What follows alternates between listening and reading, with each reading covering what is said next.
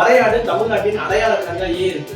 ஆடுகள்னாலே அச்சோடு உண்டு. சாதாரண தரைகள்ல நடக்காம உயரமான செங்குத்தான பாறைகள்ல, அதிலும் குறிப்பாக ஒரு சிறு தவறு நடந்தால் கூட பெரும் வீழ்ச்சியாக மாறக்கூடிய அபாயகரமான மலைத்தொடர்கள்ல அச்சமின்றி நடக்கிறது வரையாடு. பாறைகளை ஒரு தடைகளா நினைக்காம இயற்கையின் பாதையாக நினைக்கிறது. பாறைகளை நம்பி அல்ல, தன்னுடைய பாதங்களை நம்பி நடக்கிறது.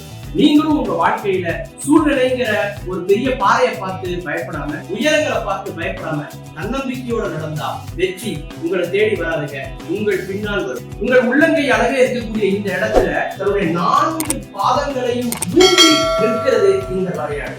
அதனாலதான் மலை உச்சிக்கு போன வரையாடு எதிரிகளை கண்காணித்து தன் இடத்துக்கு தலைவனாகிறது. எந்த திசையிலிருந்து சிறுத்தை வருகிறது, எந்த திசையிலிருந்து சென்னாய் வருகிறது என்பதை காற்றில் கலந்திருக்கிற அந்த விலங்கின் வாடையை உணர்ந்து தன்னுடைய இனத்தை எச்சரித்து தன் இனத்துக்கு தலைவனாகிறது. இந்த வரையாட்டின் வாழ்க்கை மனிதனின் வெற்றிக்கான பாடம்.